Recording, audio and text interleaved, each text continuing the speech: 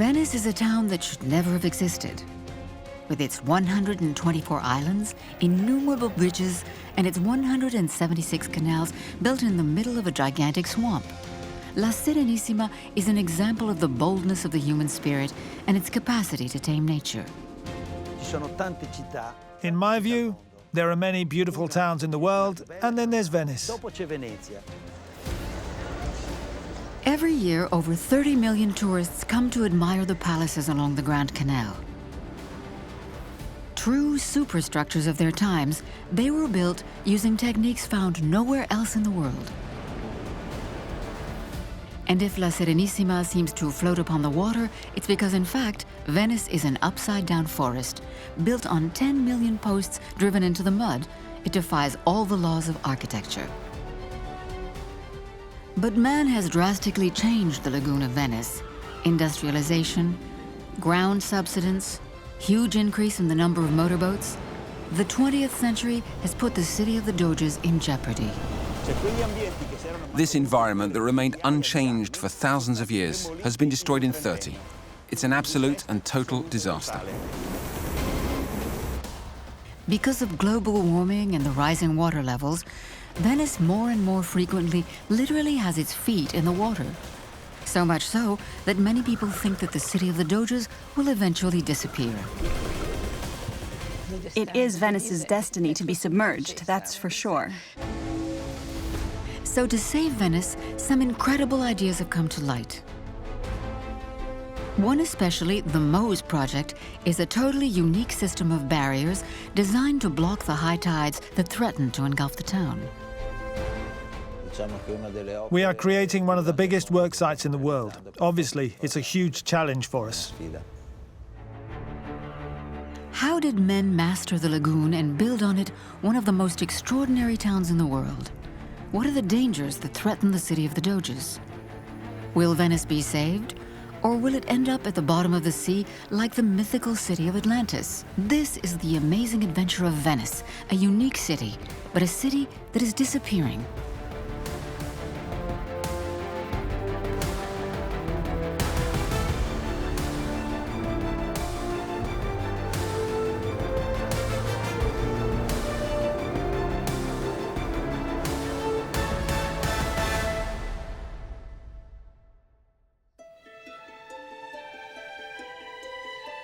The story of Venice began more than 1,000 years ago in the middle of a vast stretch of water in the north of Italy on the Adriatic coast.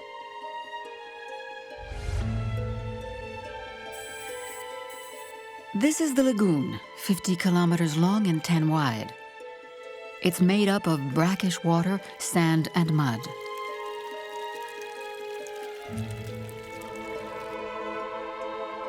In short, it was a place that was hostile to human presence and of no interest to anyone.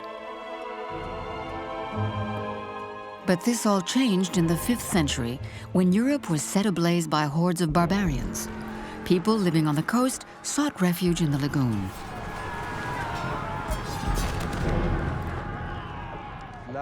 The lagoon provided natural defenses. It was very difficult for enemies to sail their boats and find their way. Only the people living there knew where the canals were, so they had no need for walls to protect them. That was a great advantage. The first paradox is that the Venetians, who would later conquer the world, began their story as refugees in the middle of nowhere with no drinking water. To build their first houses, they had to use whatever came to hand.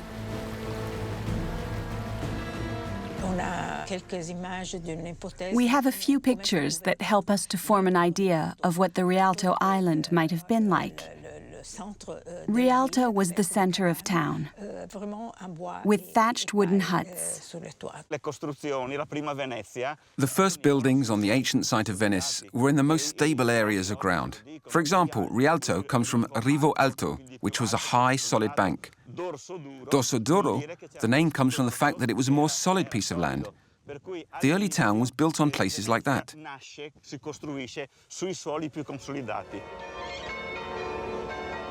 But that is still a long way from La Serenissima that we know today. It wasn't until a few hundred years later that the little wooden huts were replaced by the impressive Rialto Bridge and the palaces that surround it. The first Venetians lived on small islands separated by water. Each one was a little village designed on the same lines. A square, dwellings all around it, and in the middle, the church.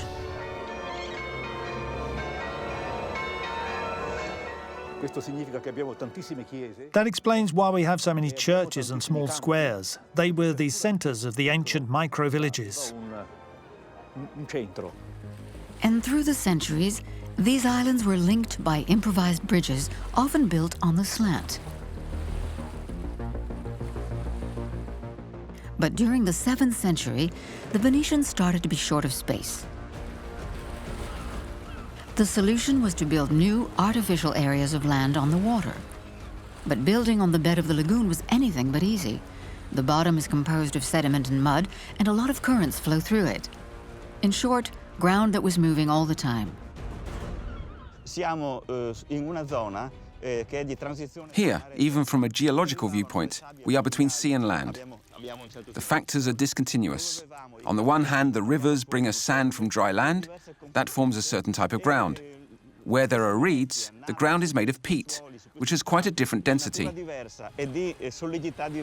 Venice itself was born on this multitude of geological strata on very varied type and solidity, and that caused problems. Today, when we see a church tower leaning over, we know it's because it's standing on several different strata. So the tower tips sideways.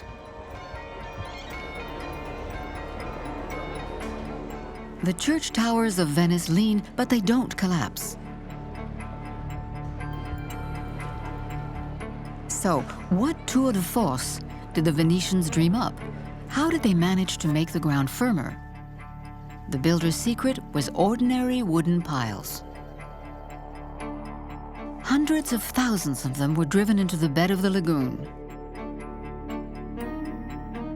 And miraculously, the builders discovered beneath the sand a layer of caranto, or clay.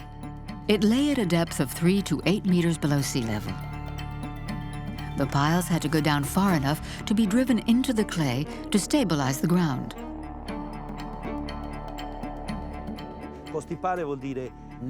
Stabilizing the ground meant marking out the limits of a certain zone with piles.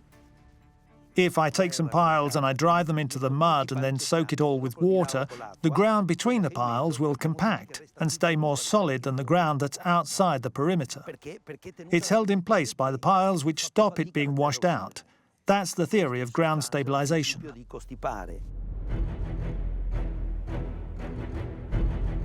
That's how the Venetians created artificial areas on which the town could grow, with sand from the lagoon held in by wooden piles.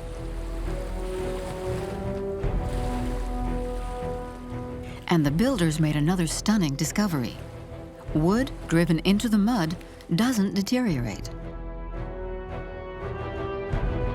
It's the poles that are underneath the buildings in the mud is that they're permanently in oxygen-free environments, so none of the microbes that would normally decay wood can get into them.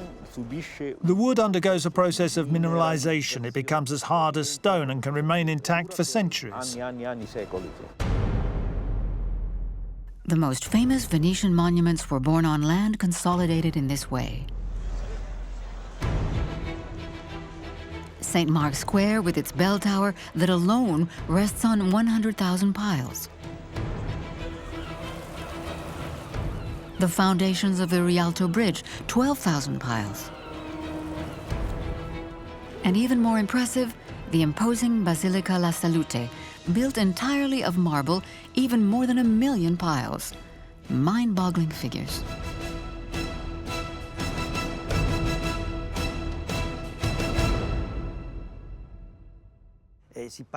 Today there are 8 to 10 wooden piles per square metre.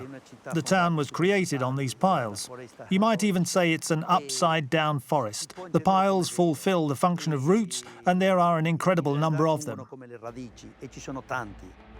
It's estimated that in all, 10 million piles were driven into the sands of the lagoon, the equivalent of 1/3 of the Landes forest. They're mainly oak and larch that are reputed to be very strong and were brought from nearby coasts. To stabilize their ground and to bear the weight of the palaces, the Venetians spared no expense. A study shows that the foundations account for half the cost of the building. The other half goes to the superstructure of the palaces. This means that the submerged part cost as much as the part above the water. The town's 400 palaces all rest on these unique foundations. Built from the 11th century onwards, they are the true superstructures of their time. To make these palaces last in an unstable and moving environment, the builders called upon all their genius because they faced a triple challenge. To protect the buildings from the saltwater tides, to build the lightest possible structures on sandy ground, and to take into account the movements of the lagoon bed. This is the brilliant idea they came up with. On the piles, the Venetian architects placed a first stratum of wooden flatbeds. Then there were several layers of bricks, on top of which the builders had the idea of laying a special white stone imported from the Dalmatian coast, Istrian stone. This was the first line of defense against the movement of the tides. That deals with the interface between the water and the air. That resists an infinitely long time because it's not permeable to the salty water. Resistant and impermeable, Istrian stone served as a protective wall. It easily stands up against the comings and goings of the salt water. The height of the stone layer was calculated in function of the height of the tides, and therefore it prevented the water from reaching the load-bearing walls that were made of bricks and were much lighter. The rule of the time was, do not build above 3 floors.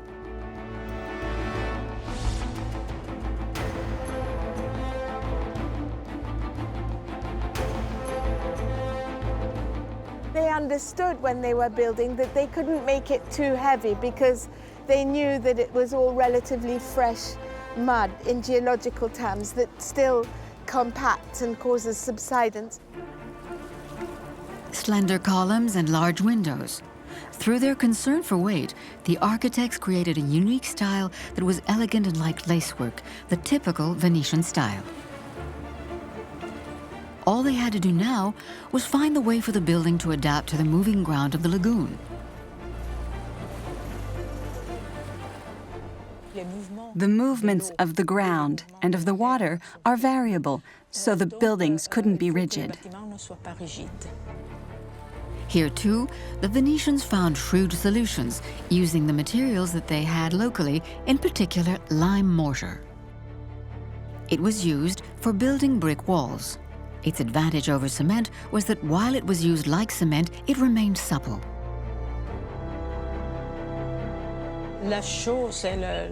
Lime was probably the most important material because it's adaptable. It's not rigid like cement, it can adapt. The aim was always to build, create what they had in mind, but something that could move over time. Second example, the floors between the levels. They were made of wood, a material that is flexible and that can transform. And to ensure the flexibility of the walls and floors, the builders came up with another trick. The beams were rested on the walls, but in such a way that they could move. Flexible, supple, and adaptable, the Venetian building is like a living organism that changes shape according to the whims of the unstable foundations. Today, the palaces bear the stigmata of time. Some balconies are distorted.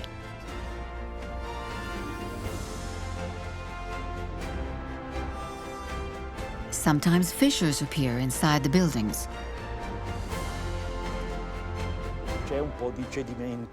There has been a bit of subsidence. Some facades have twisted and leaned a little. But no palace in Venice has ever collapsed. Venetian engineers designed their buildings so well that they can even absorb the impact of earthquakes, which are common in the region. I remember my father-in-law telling me about when there was the earthquake in Friuli in the 1970-something, and Venice felt the shocks of that very strongly. And where we live, there's very tall, big arched windows, you know, with lead holding the panes of glass. And he said that the windows just moved like the sails of a boat and then came back in place. Not one of those little panes cracked and fell out. Every palace has a well in its courtyard. The ingenious Venetian architects solved the freshwater problem with the invention of a sophisticated system for collecting rainwater. The water runs through these small holes into a tank where it's filtered through very fine sand. The clean water finally runs into a cistern from where it can be drawn off.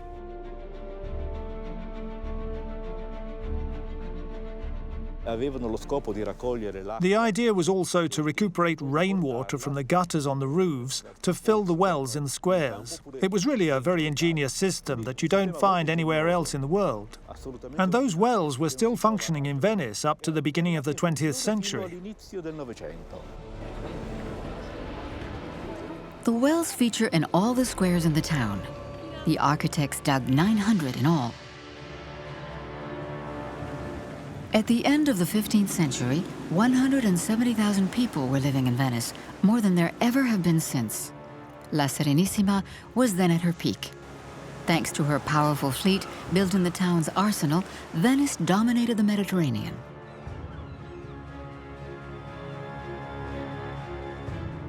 From Tunis to Beirut, the city of the Doges was the only colonial power of the Middle Ages. Venice was like a fish in water.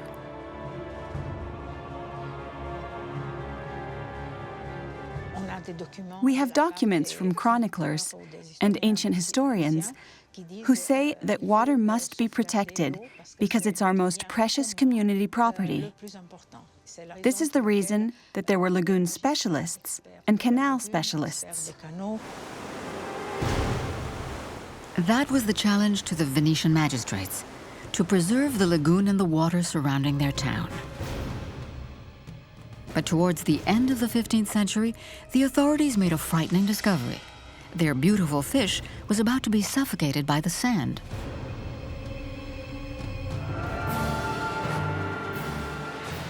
How could this have happened? What massive works would have to be undertaken to combat the silting up? How would the Venetians of the 15th century save Venice? The danger came from the rivers that flowed into the lagoon. It was beginning to get silted up with the sediment that the rivers always carried along.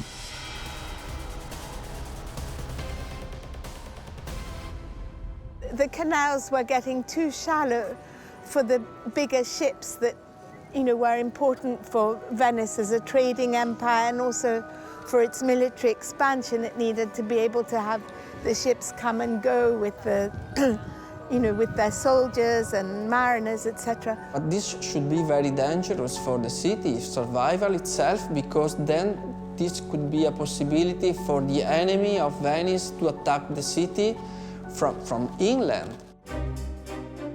How would the Venetians cope with this whim of nature? In the course of long debates in the Palace of the Doges, two visions of the town's future were in opposition. The people believed that the life of the city should evolve along the lines of how the lagoon was changing.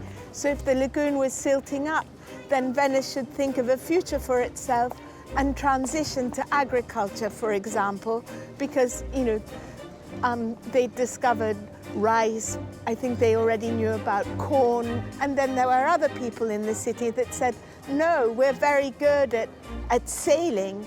We need to maintain Venice as a maritime republic, and therefore we need to do things to stop the lagoon from silting up. In the end, it was those in favor of water who carried the day. The idea of the Grand Canal turned into a field of corn was unthinkable.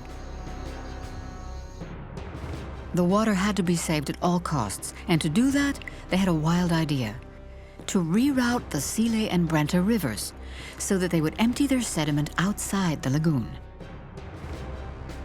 They were about to achieve an amazing feat: to dig 300 kilometers of new canals with 15th century tools, gigantic works which would take 100 years. From that time, the lagoon is no more, let's say, really natural anymore, because the present shape of the lagoon is the result of a big effort that men that live in that area put to keep the lagoon in the same shape as it is. Thanks to these major works, the Venetians managed to preserve the maritime identity of their town. But the water that the Venetians wanted so much to save ended up by turning against them dramatically. Because other, even more serious problems were lying in wait for the city of the Doges. The subsidence of the bed of the lagoon on the one hand and the rise in the water level on the other made a dangerous combination. How were the Venetians going to deal with this new threat? What unheard of technical exploits would they have to accomplish?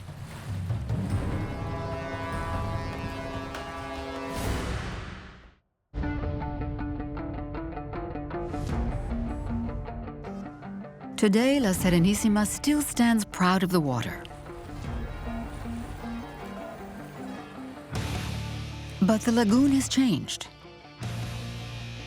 Cars, trains, and even airplanes were further added to the maritime traffic, which increased tenfold. And there would soon be factories, a refinery, a power station, and a shipyard. With the 20th century, Venice joined the modern world. And it was the lagoon that paid the price.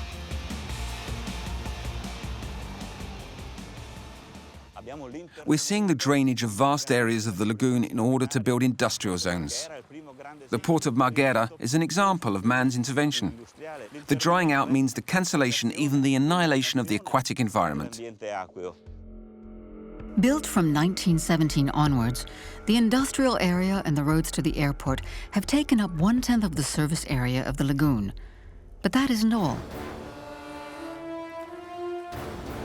To facilitate the movements of the great oil tankers, the entry to the Malamocco Inlet was widened up to 900 meters.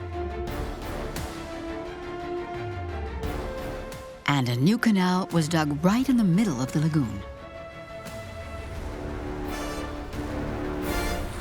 Instead of the ships following the natural path of the channel, which was quite convoluted, they dug this straight highway across the lagoon, very wide and very deep. It's just like a motorway that drains much too much water towards Venice and threatens the city of the Doges.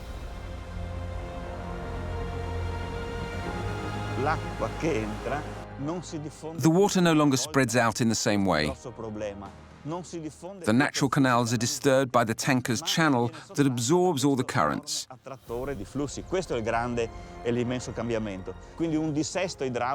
It's a hydraulic disaster. The ancient natural environment has been destroyed in just 30 years.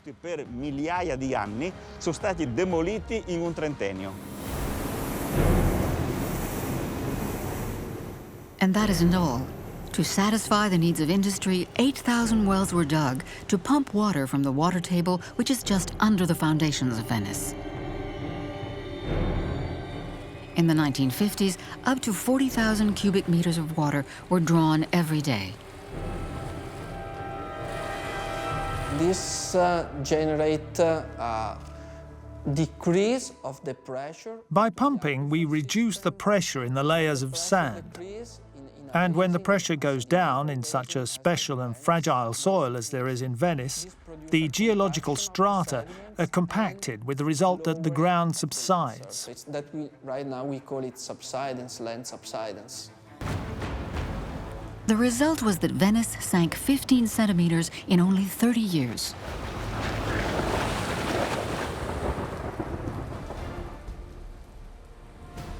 The lagoon, mistreated in this way, would eventually avenge itself on the Venetians, and the town itself paid the price.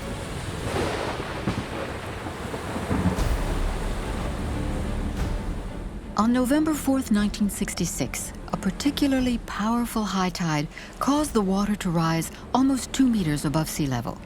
It was the worst flood that the Venetians had ever known.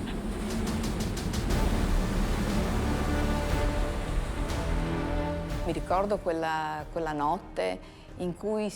water started to rise, and when it should have started to go down, after about 2 hours, it didn't. Quite the opposite. It just kept rising.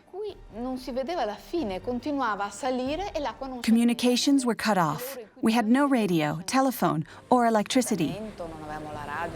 We were really frightened that day. 80% of the town was flooded. St. Mark's Square was under 120 centimeters of water for 30 hours. The tanks of fuel oil and diesel overflowed and polluted the town. But in all this misfortune, there was one piece of luck. Not one person was killed. But nearly 5,000 people found themselves homeless that day. The Venetians and the whole world understood that day that if you attack a natural system, the system will fight back. Among the first measures taken was that they stopped pumping from the water table. But the damage had been done. The 13 centimeters lost would never be recuperated. And a further threat was imminent: global warming and the rise in sea levels.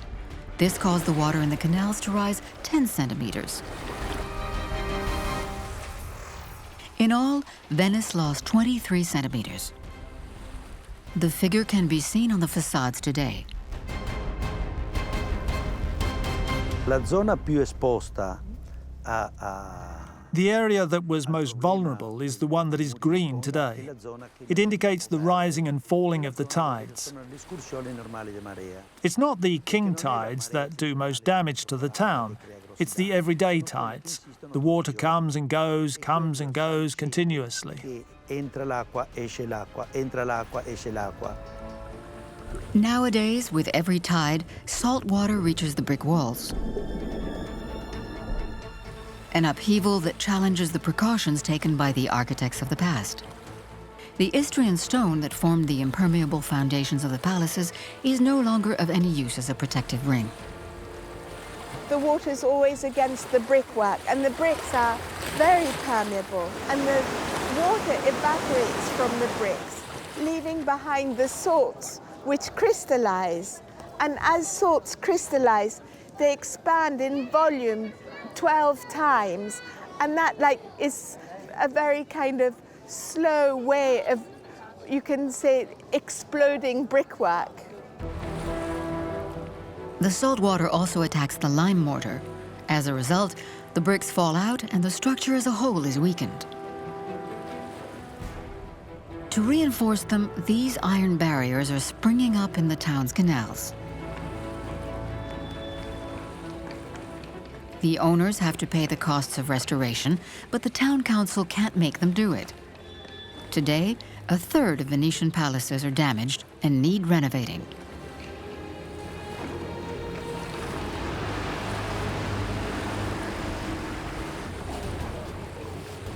But the daily tides are not solely responsible for the damage. Motorboats are the real problem. Their movements create extra waves, not only on the surface, but also deep down. The coming and going of boats is very bad for the walls.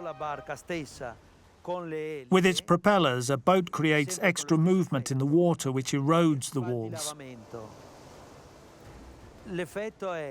And once the wall is eroded, the waves even attack the ground. As you can see, boats go past every minute. It's their number and their frequency that put a wall at risk.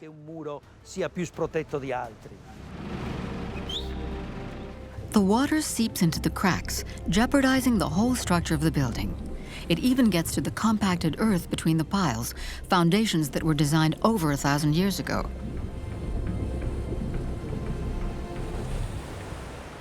Today, they are in danger too.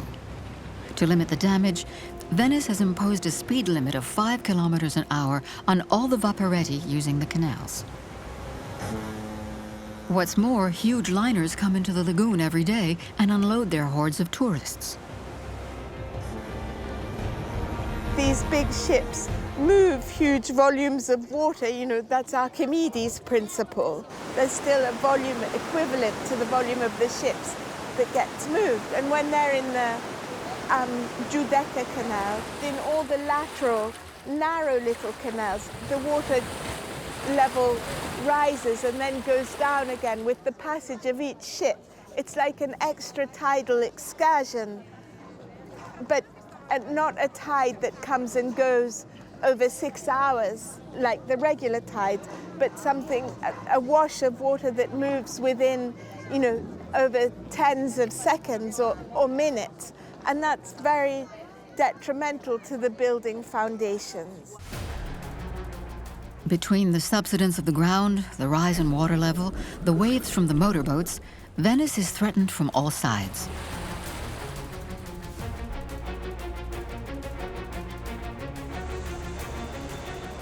To save the treasures of the city of the Doges, there's only one solution: drain the canals so as to undertake major works. They're working on drained sections of the canals about 50 meters long, no more. It's important to know that draining the canals causes subsidence of the geological strata, and this can lead to damage to the nearby palaces. You can never keep a canal dry for more than 3 months. Today, the town is treated with modern methods. Chemicals are injected in the place of lime mortar to consolidate and rebuild the walls.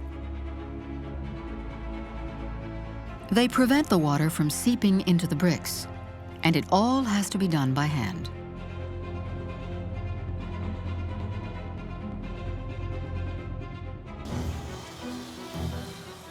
So even restoring the parapet of this small 18th century bridge takes on unexpected proportions.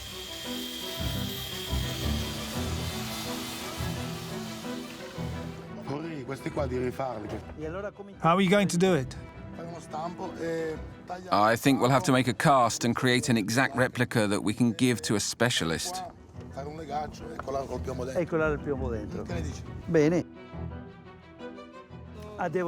Everything must be copied perfectly, right down to the finest detail, like this one. Venice is like that. It's demanding. So to make an exact replica, they'll have to call on a specialist who will do the job by hand, using traditional methods. There are no machines to do it. There are no machines specially designed for Venice. That's why renovations in Venice are more expensive than anywhere else. Today, the town has barely 2 million euros a year to maintain its buildings, whereas 13 million are needed.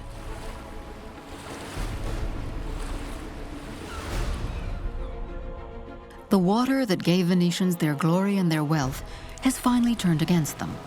Today, 1/3 of the ground floors in the town have become uninhabitable.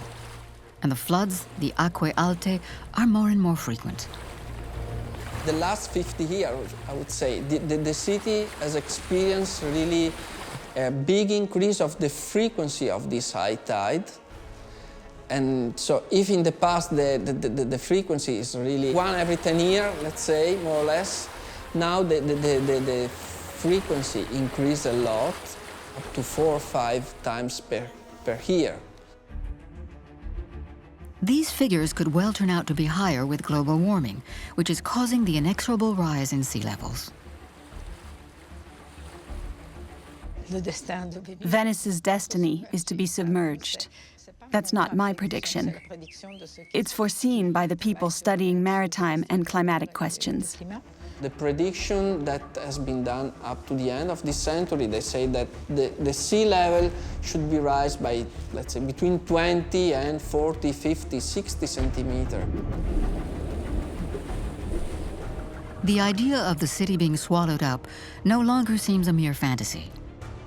So a Venetian genius will yet again prove itself with a colossal project to save Venice from ending up at the bottom of the sea like the mythical city of Atlantis.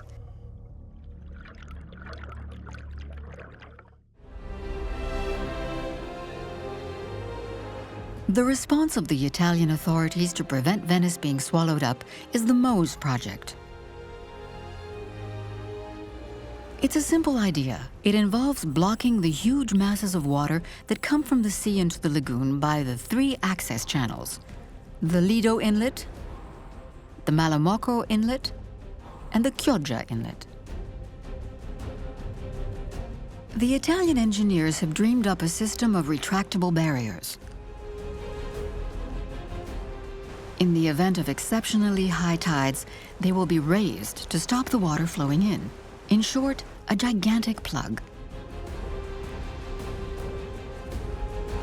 This kind of barrier is unique in the world because it answers to question very unique, because Venice is extraordinary, so Venice is unique and has a unique solution. The basis of the system consists of gigantic 25,000-ton chambers as big as 7-story buildings. Using custom-built systems, they have been sunk to the beds of the inlets. These concrete giants form the basis of the mobile doors. The MoSE project was launched in 2003 and is now in the final phase of completion. At the Malocco site, about 20 gates are still waiting to be installed. Alberto is the technical team leader. These are the next gates to be sunk to the bottom. Steel giants that weigh more than 330 tons. They are of titanic proportions, 28 meters long, 20 meters wide, and 4 meters thick on average. But each of these gates is calibrated and adapted to the seabed. The Malamocco gates are larger because the seabed is lower, at 14 meters. At Chioggia, it's only 12 meters down. However, the Malamocco gates are 50 centimeters thinner than those at Chioggia, because the Chioggia gates have to resist a much greater pressure of water. When Alberto gets into one of these gigantic gates, it's as if he were going into the hold of a ship.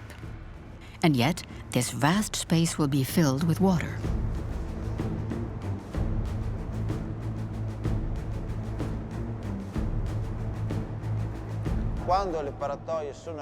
When the gates are not in use, this entire space is filled with water. These 4 red tubes carry air from the compressors, from the technical unit, right at the bottom of the gate.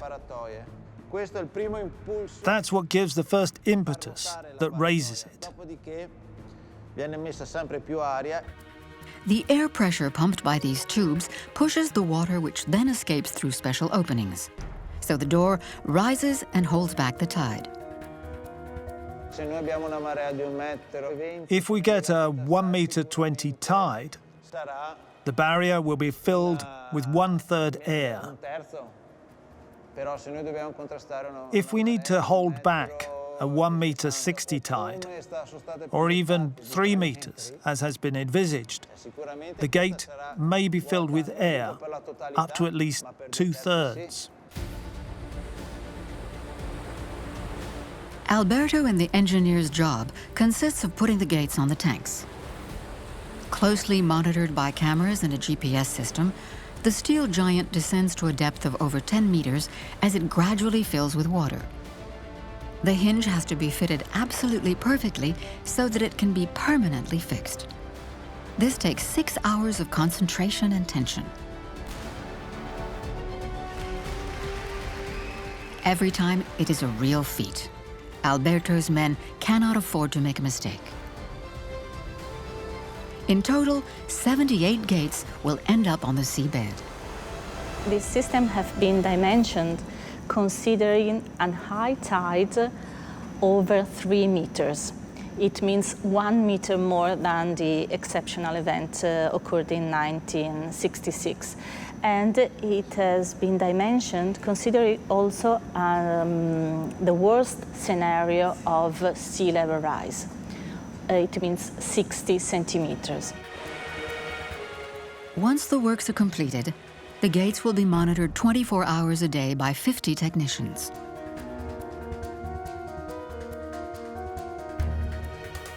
They will be working in service galleries below water level inside the tanks.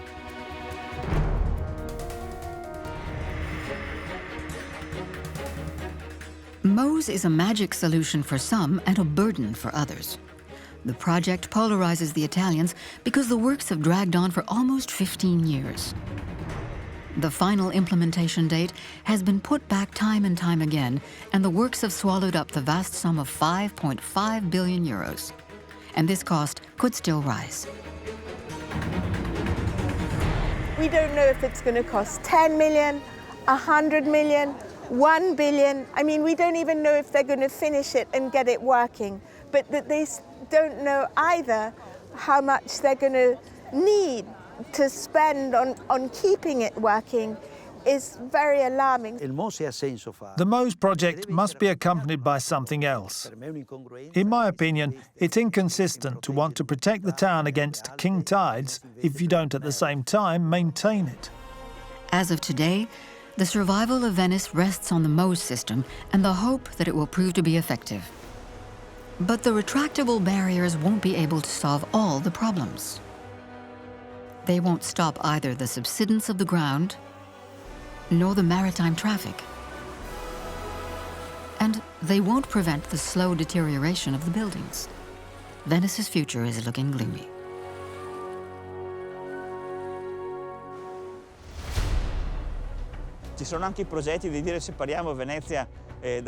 There are even people who are suggesting that we separate Venice from the lagoon. In my view, it's already pretty radical to separate the lagoon from the sea. But let's do it. Let's turn Venice into a museum. Let's put it in a glass bubble, get rid of all the Venetians, and the problem will be solved. But fortunately, the Venetian people's imagination knows no limits when it comes to their town. The latest idea is to reflate the subsoil to raise the level of the town. It's a seemingly crazy project dreamed up by researchers at the prestigious University of Padua. We put 10 wells or 12 wells on a circular shape with a diameter of 10 kilometers, and we inject water into a quite deep aquifer. We select an aquifer system that it is located between 600 and 1,000 meters below the lagoon bottom. Incredible. Using injections of water to raise a third of the lagoon, a groundbreaking idea never before attempted. These 12 wells would pump 50 liters of salt water per second to swell the sandy subsoil of the lagoon. The researchers are envisaging a progressive elevation of 20 to 25 centimeters in 10 years, that is 2 centimeters a year, resulting in a lowering of the levels in the canals. Unfortunately, this method is not without risk. You cannot do it in a shorter time. We don't want to generate any fracture, and for this reason we have to inject at a safe rate. Swelling the subsoil is perhaps the way for Venice to regain the 23 centimeters lost on the seabed. For the moment, this futuristic project is still in a drawer, waiting for finance for the first full-scale tests. In the future, will Venice have to be surrounded by high-tech megastructures in order to keep its head above water? Is that the price to pay so that the generations of centuries to come will be able to admire it? When will we see the next spectacular project that will bring the miracle solution? One thing is certain. No one wants to see this extraordinary town disappearing under the waves. La Serenissima will always be able to count on the enthusiasts who will take up the challenge to save her.